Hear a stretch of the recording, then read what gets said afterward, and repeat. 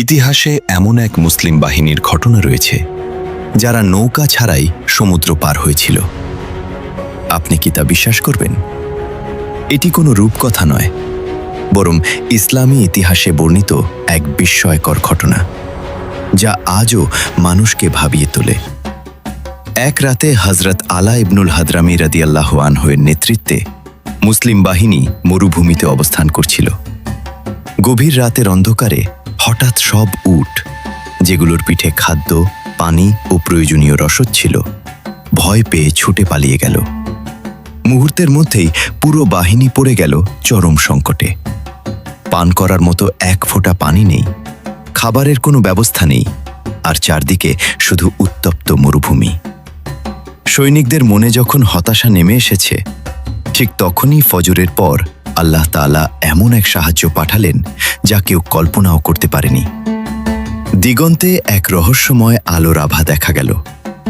সেই আলো অনুসরণ করে তারা পৌঁছে গেল এমন এক স্থানে, যেখানে মরুভূমির মাঝখানে হঠাৎ একটি শীতল ও মিষ্টি পানির ঝর্ণা ফুটে উঠেছে। পুরো বাহিনী তৃপ্তি ভরে পানি পান করল। আর আশ্চর্যের বিষয়, কিছুক্ষণ পর হারিয়ে যাওয়া সব উট তাদের সমস্ত রসদসহ নিজে থেকেই ফিরে এলো। কিন্তু ঘটনা এখানেই শেষ নয়। পরে হযরত আবু হুরায়রা রাদিয়াল্লাহু আনহু যখন সেই স্থানটি আবার দেখতে গেলেন, তখন দেখলেন সেখানে আর কোনো ঝর্ণা নেই, যেন সেখানে কখনো পানির অস্তিত্বই ছিল না। এরপর শত্রুরা সমুদ্রের ওপারে একটি দ্বীপে আশ্রয় নেয়। মুসলিম বাহিনীর কাছে একটি নৌকাও ছিল না। তখন সেনাপতি দৃঢ় ঈমান নিয়ে নির্দেশ দিলেন, আল্লাহর নাম নিয়ে তোমাদের ঘোড়া ও উট সমুদ্রে নামিয়ে দাও। সৈনিকরা আল্লাহর উপর ভরসা করে এগিয়ে গেলেন। ইতিহাসে বর্ণিত আছে, আল্লাহর ইচ্ছায় সমুদ্র তাদের জন্য নিরাপদ হয়ে গেল। পুরো মুসলিম বাহিনী নৌকা ছাড়াই সমুদ্র অতিক্রম করে অপর তীরে পৌঁছে গেল এবং শত্রুর মোকাবিলা করে বিজয় অর্জন করল।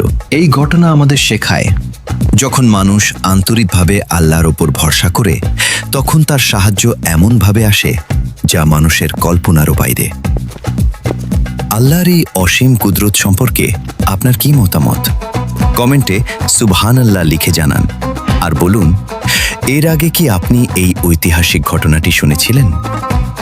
রহমতের আলো, ইসলামের ইতিহাস, ঈমান জাগানিয়া, সত্য ঘটনা এবং হৃদয় ছুঁয়ে যাওয়া নসিহতের বিশ্বস্ত ঠিকানা। আল্লাহ তাআলা আমাদের সবাইকে সত্যকে জানার, তা মেনে চলার এবং সেই অনুযায়ী জীবন গড়ার তৌফিক দান করুন। আমাদের ঈমানকে দৃঢ় করুন, গুনাহসমূহ ক্ষমা করুন, আমাদের অন্তরকে কোরআনের আলোয় আলোকিত করুন এবং দুনিয়া ও আখিরাতে কল্যাণ দান করুন। আমিন।